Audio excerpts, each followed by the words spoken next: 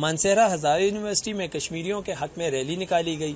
Rally میں university کے طلباء و طالبات سمیت یونیورسٹی پروفیسرز نے شرکت کی۔ ریلی کشمیر بنے گا پاکستان، نعرہ تکبیر اور پاکستان زندہ باد کے نعروں سے گونج اٹھی۔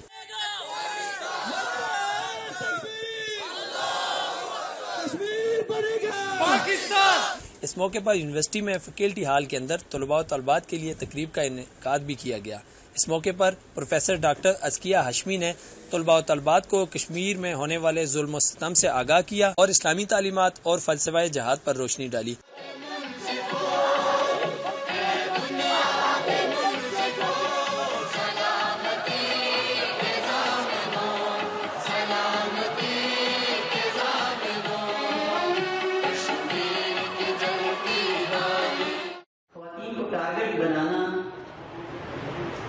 یہ ویسے بھی انسانیت سے گری ہوئی حرکت ہے، لیکن اس طرح کی جو صورتحال ہے وہ ایک پری پلان ایک سلسلہ ہوتا ہے کہ کسی قوم کو نفسیاتی طور پر اس کو ڈی مورال اس کو کر دیا جائے۔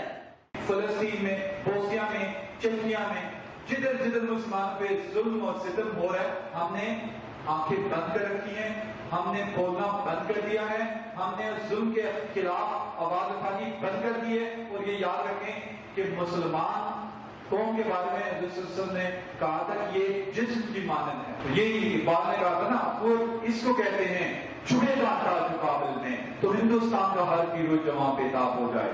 آج اس امر کی ضرورت ہے کہ ہم مسلمانوں کے درد میں، ان کے خود میں برابر کے شریک ہوں، چاہے وہ کشمیر ہے، وہ بوسنیا ہے، چچنیا ہے۔